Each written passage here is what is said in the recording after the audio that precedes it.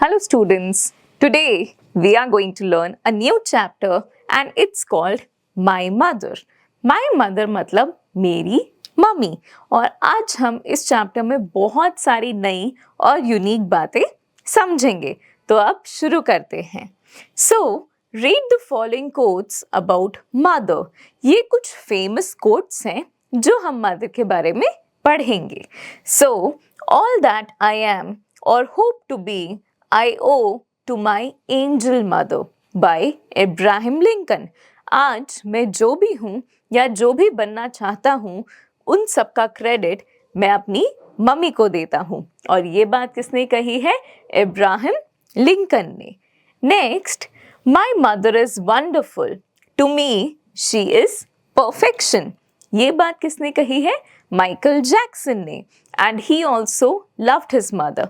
उन्होंने ये कहा कि वो वंडरफुल हैं और मेरे लिए वो बिल्कुल परफेक्ट हैं।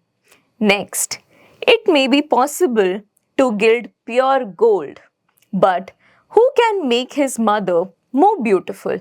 तो आप कोई भी गोल्ड को गोल्ड प्लेटेड और कर सकते हो, आप कोई भी चीज़ के ऊपर गोल्ड लगाकर उसे सुंदर कर सकते हो, लेकिन क्या आप अपनी मम्मी को और सुंदर कर सकते हो? बिकॉज वो ऑलरेडी बहुत ज़्यादा सुंदर हैं।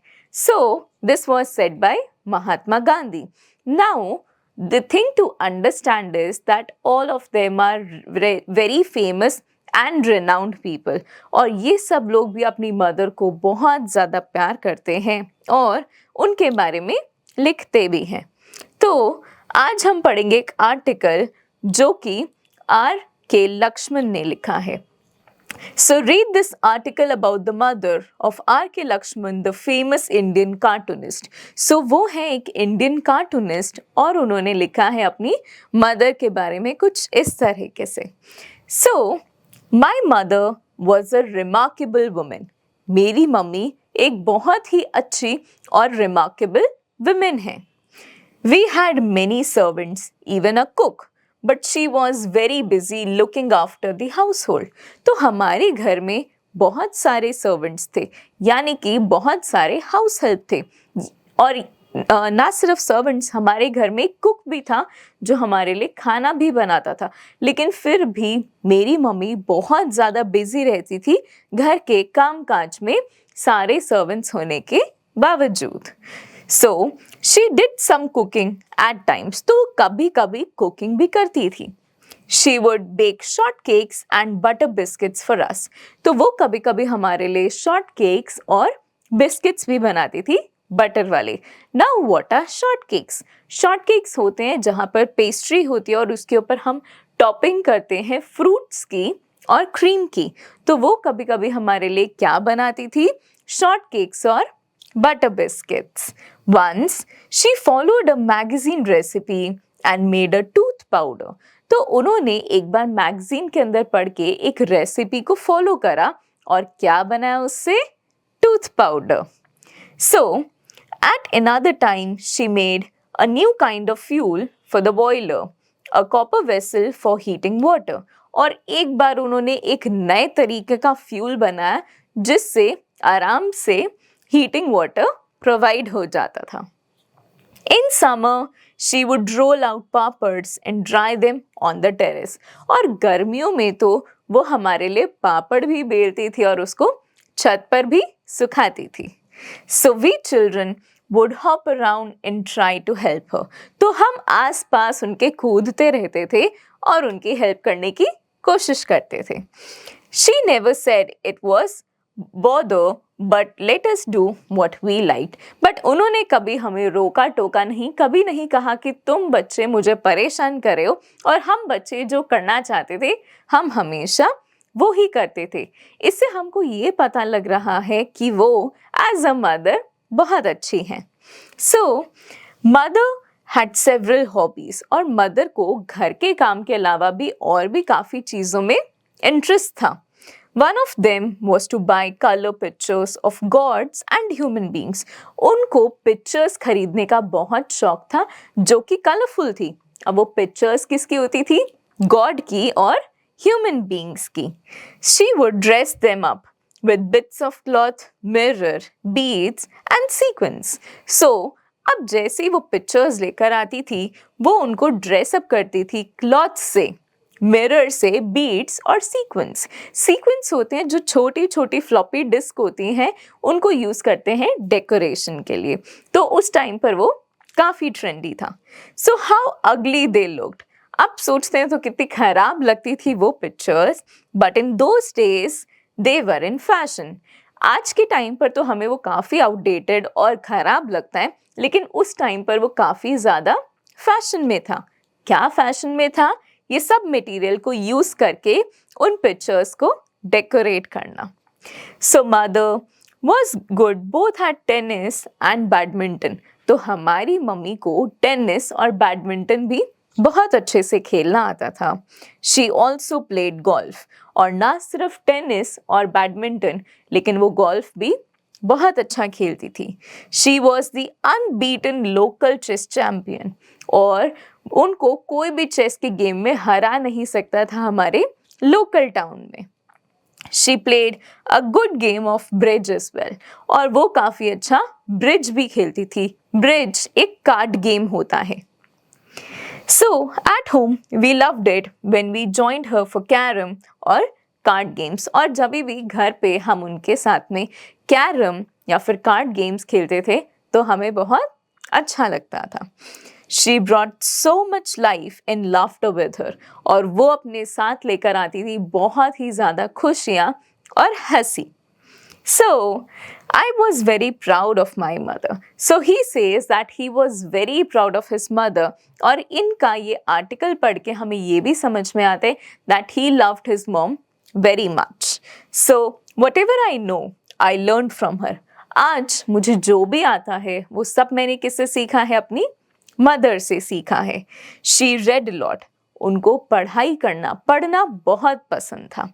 So she had never stepped into school or college, but there was nothing she did not know about books.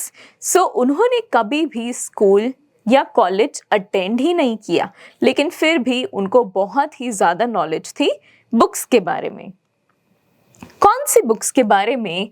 In Sanskrit and in Tamil.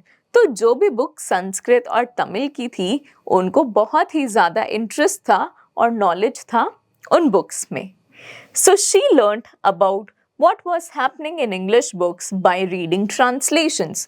और उनको इंग्लिश पढ़नी तो नहीं आती थी, लेकिन वो उन बुक्स की ट्रांसलेशंस को खरीद कर, यानी कि इंग्लिश टू संस्कृत या फिर इंग्लिश टू तमिल पढ़ के उनको पढ़ती थी और समझती थी कि इंग्लिश बुक्स में भी क्या पढ़ाया जा रहा है।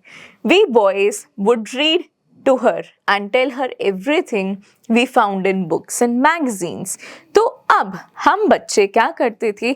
हम उनको मैगजीन्स पढ़ के और बुक्स पढ़ के उनको बताते थे कि उन बुक्स के अंदर क्या हो रहा है जो इंग्लिश में होती थी।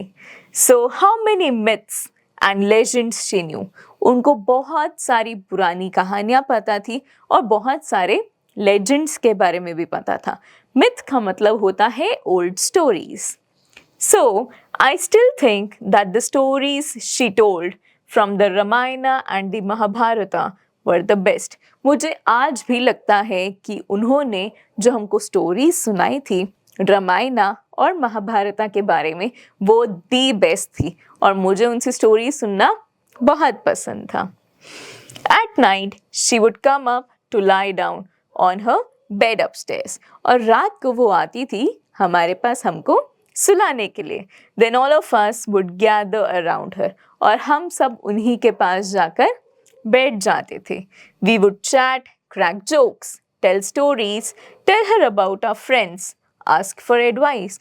और वो हमारा एक बहुत अच्छा क्वालिटी फैमिली टाइम होता था जिसमें हम बातें करते थे। चैट करना यानी कि बातें करना, जोक्स क्रैक करते थे, स्टोरीज सुनाते थे, हम अपने फ्रेंड्स के बारे में उनको बताते थे, और अगर हमें कोई भी चीज़ समझ में नहीं आती थी तो हम अपनी मम्मी से एडवाइस भी लेते थे। Just thinking about those times makes me happy. तो आज के टाइम पर जब भी मैं वो पुराने दिन याद करता हूँ तो मुझे बहुत खुशी मिलती है। How lucky we were to have such a wonderful mother. और हम लोग कितने खुश नसीब थे, हम लोग कितने लकी थे जो हमको इतनी अच्छी मम्मी मिली। और ये लिखा है R.K. लक्ष्मण ने। अब हम देखते हैं कुछ वर्ड मीनिंग्स जो हमने इस स्टोरी में पढ़े। बट उससे पहले क्या आप एक बार फटाफट समराइज करना चाहेंगे स्टोरी को? हाँ, तो हमने देखा कि ये स्टोरी किसके बारे में है, ये आर्टिकल किसके बारे में है। R.K. लक्ष्मण की मदर के बारे में। उनके घर में बहुत सारे सर्वेंट्स थे, हालांकि एक कुक भी था, लेकिन फिर भी उनको घर के कामकाज करना बहुत पसंद था। और वो हमारे लिए क्या बनाती थी? शॉर्ट केक्स और बटर बिस्किट्स। और गर्मियों में पापड़ भी रोल करके टेरेस पर सुखाती थी, जहाँ पर हम टेरेस पर कूदते रहते थे, लेकिन उन्होंने कभी कंप्लेन नहीं करा कि हम उनको परेशान कर रहे हैं। और गेम्स में उनको क्या पसंद था? Tennis, badminton, golf. और वो एक लोकल चैंपियन थी चेस की। और उनको एक कार्ड गेम ब्रिज नाम का भी बहुत पसंद था। और बच्चे उनके साथ कैरम खेलना और कार्ड गेम खेलना भी बहुत पसंद करते थे। इसके अलावा उनको बुक्स पढ़ना भी बहुत पसंद था, और वो संस्कृत और तमिल के जितने हो सके उतने बुक्स पढ़ती थी। वो कभी स्कूल या कॉलेज तो नहीं गई, लेकिन उनकी पढ़ने में रुचि बहुत ज़्यादा थी। लेकिन जो बुक्स इंग्लिश में होती थी उनकी भी वो ट्रांसलेशंस पढ़ती थी। और ये छोटे छोटे बच्चे उनको इंग्लिश मैगजीन्स और बुक्स पढ़ के उनकी कहानियाँ सुनाते थे। और इन बच्चों को सबसे ज़्यादा क्या पसंद था कि कैसे उनकी मदर को इतने सारे मिथ यानी कि ओल्ड स्टोरीज और लेजेंड्स के बारे में पता है, जिसमें से उनकी फेवरेट थी रामायणा और महाभारत की। उसके बाद हमने देखा कि रात को वो सब आपस में साथ में बैठते थे और उनके चिट चैट टाइम में वो आपस में बात करते थे, स्टोरीज शेयर करते थे, अपने फ्रेंड्स के बारे में बताते थे और एडवाइस लेते थे। और एंड में R.K. लक्ष्मण ने ये भी मेंशन किया कि वो बहुत खुश नसीब थे कि उनको ऐसी मदर मिली। Now, let's hop on to the word meanings. So, first up we have remarkable. Remarkable मतलब special. स्टार्टिंग में ही ये वर्ड आया था जहां पर उन्होंने बोला that we had a remarkable मतलब very special mother. Next is ugly. Ugly means very unattractive. Then we have legends. Legends are old stories. Sequins are shiny, small shiny disc sewn on the onto clothing for decoration. तो छोटी छोटी CDs, floppy disk जो हम सिल देते हैं कोई cloth से सिर्फ डेकोरेशन के लिए. देन वी हैव मिथ, और ये होते हैं पुराने टाइम की stories. And then we have chat. Chat means to talk to someone. Next up we have these conceptual assessment questions for you. मुझे ऐसा लगता है कि आपको ये स्टोरी बहुत अच्छे से समझ में आई है, तो क्या आप अब मेरे साथ कुछ क्वेश्चन आंसर सॉल्व करना चाहेंगे? Yes. So let's begin. Now pick the correct answer. The author's mother did some cooking dash. तो अब ऑथर की मदर क्या कैसे कुक करती थी? Always, never, on festivals या at times. तो वो कब कब कुक करती थी? At times. Next up we have in summer. The author's mother would make papads, juice, pickles और pizzas. Pickle का मतलब होता है अचार. तो गर्मियों में उनकी मदर क्या बनाती थी? Yes, it is papad. The author's mother was a local champion of dash. तो जो ऑथर की मदर थी वो किस चीज में लोकल चैंपियन थी? She was a local champion in carrom, chess, tennis और शूटिंग. तो वो थी लोकल चैंपियन किस में? क्या आप मुझे बता सकते हैं? Yes, it is chess. Now we'll see some more questions. Now answer the following questions orally. अब हमें कुछ सवालों का जवाब देना है सिर्फ बोलकर. So, what was the author's mother literate or illiterate?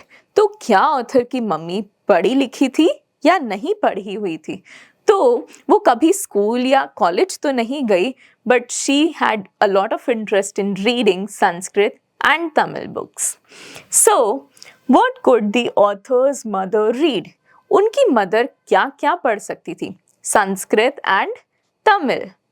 So, how was the author's mother helped by her sons? So, कैसे author के son उनको author की mother को son help करते थे? By reading out books in magazines so that she understands what is happening in those English books. Also, what stories did the author's mother relate? So, she would relate to the stories of Ramayana and Mahabharata. Next up we have, how does the author feel about her mother? So the author was very proud of her, he loved her, and he felt lucky to have had a mother like that. Now, it is your duty to question and answer these questions in the book itself. So, answer the following questions in detail. Now, here are a few questions that you are supposed to answer in your book. Now, you are going to pick out words that refer to author's mother and fill in the web. अब यहाँ पर हमें काफ़ी सारे words given हैं. हमको blanks में सिर्फ वही word लिखने हैं जो author की mother के बारे में सही है. तो क्या वो lazy थी? नहीं. तो क्या हम ये word लिख सकते हैं web में? नहीं. क्या वो loving थी? Yes, she was loving. तो हम first word लिख सकते हैं loving. Next up is unkind. क्या वो unkind थी? No, she was kind. क्या वो cruel थी? No. क्या वो interesting थी? Yes, क्योंकि उनकी बहुत सारी hobbies थी. क्या वो active थी? Yes, she was very active. क्या वो बोर्ड थी, हर समय बोर होते रहती थी? नो. क्या वो केयरिंग थी, सबका ध्यान रखती थी? Yes, she was very caring. क्या वो इंस्पायरिंग और लवेबल थी? Yes, she was very inspiring to everybody in the family, and also she was lovable. So, tick mark. Now you can write these words in these blanks and also add a few adjectives about her. Next up, we are going to learn some grammar. So herein, read and learn. My mother was a remarkable woman. This is an assertive sentence. Who is the author's mother? This is an interrogative sentence. Next up is keep silence. This is an imperative sentence. Now, how ugly they looked. This is an exclamatory sentence. तो अभी हमने 4 तरीके के sentence पढ़े और उनके types को भी समझने की कोशिश की. तो सबसे पहले आया assertive sentences. Assertive sentences वो होते हैं जो हमें कुछ चीज़ बताते हैं. Those sentences which make statements or assertions जो हमें कोई भी information देते हैं. जैसे कि my mother was a special और remarkable woman. तो इससे हमें पता लग रहा है कि उनकी मदर कैसी हैं. तो ये किस तरीके का सेंटेंस हुआ? ये हुआ assertive sentence. Next up we have interrogative questions और interrogative sentences. Interrogative sentences में हम कोई भी question पूछते हैं. जैसे कि how are you, who are you, where are you. ये सब क्या है? Interrogative sentences जहाँ पर कोई भी question पूछा जाता है. जैसे यहाँ पर था who is the author's mother. ये भी एक question है. Next up we have imperative sentences. यहाँ पर हम express करते हैं commands और entreaties. या तो हम कोई बात command करते हैं या फिर हम request करते हैं. और ऐसे statements को हम क्या कहते हैं? Imperative sentences. So first up we have this keep silence. Keep silence एक command है. तो ये क्या हो गया? एक imperative sentence. Now we'll look at exclamatory sentences. So those which express strong emotions or feelings. तो वो sentences जो बहुत strong emotions और feelings को reflect करते हैं, वो क्या होते हैं हमारे exclamatory sentences.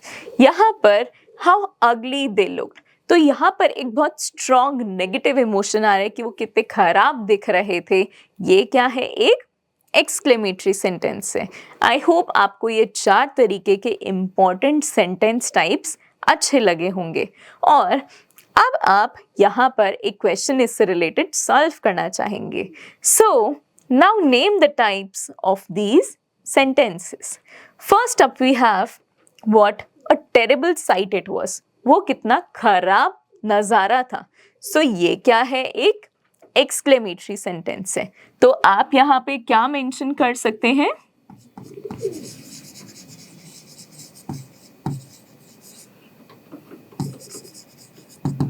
कि ये क्या है, एक exclamatory sentence है। Then we have who is at the door. दरवाजे पर कौन है? तो ये एक कौन सा सेंटेंस हुआ, इंटेरोगेटिव। यहां पर हम मेंशन करेंगे interrogative.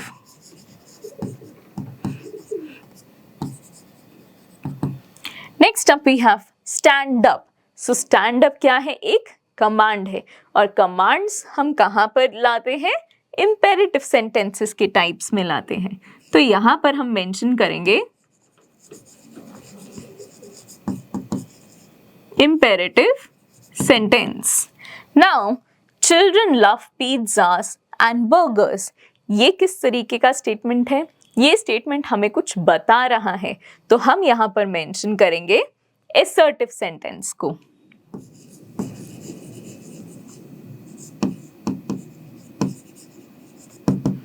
Now, where do you live? आप कहाँ रहते हो? तो ये भी एक कौन सा सेंटेंस है, एक क्वेश्चन वाला सेंटेंस। तो हम यहाँ पे मेंशन करेंगे interrogative.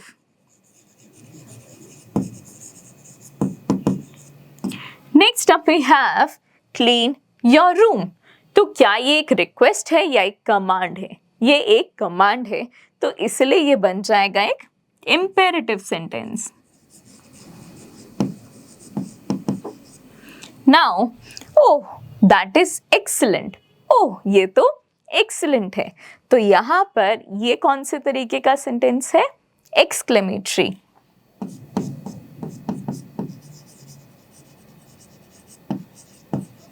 And last but not the least, you have no logic. आपके पास तो कोई लॉजिक ही नहीं है।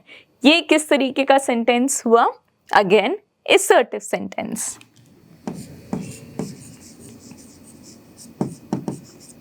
Now I have one more question to you.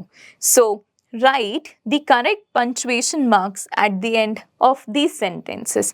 अब हमें सही punctuation mark का यूज करना है इनके एंड में। हमारे पास क्या क्या गिवन है, फुल स्टॉप, एक एक्सक्लेमेशन मार्क और एक question mark. So first up we have who is the most popular singer. ये क्या है, एक क्वेश्चन है, तो एंड में क्या आएगा, एक question mark आएगा। So we are going to add a question mark right here. Now, what a wonderful sight. कितना सुंदर नज़ारा है। तो यहाँ पर हम क्या मेंशन करेंगे, एक exclamation mark. Now, go to your class right now. आप अभी के अभी अपनी क्लास में जाओ। तो यहाँ पर क्या आएगा, एक full stop. Now, please be careful. यहाँ पर एक रिक्वेस्ट है जो कि हमारे इम्पेरेटिव में ही आएगी, लेकिन हम एंड में क्या यूज करेंगे, again full stop. So can we watch a movie tonight. क्या हम आज रात को एक मूवी देख सकते हैं? तो ये क्या है, एक क्वेश्चन है, तो हम एंड में क्या यूज करेंगे, एक क्वेश्चन मार्क यूज करेंगे। Now today is a very sunny day. आज बहुत ही सन वाला दिन है, आज बहुत ज़्यादा धूप आई हुई है, तो ये भी एक इंफॉर्मेटिव assertive सेंटेंस है। सो आई होप आपको ये कॉन्सेप्ट्स क्लियर हो गए होंगे, और अगर आपको कोई भी डाउट है तो आप मुझे ज़रूर रीच आउट कीजिए।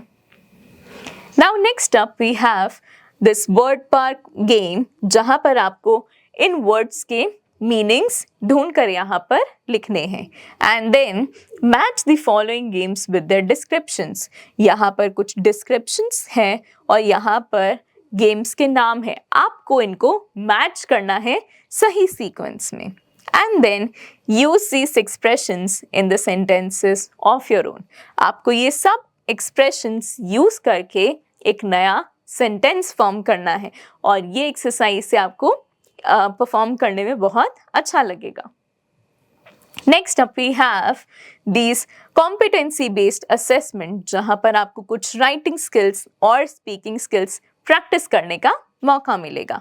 And also in addition to this you are going to practice some thinking skills and creative writing questions as well.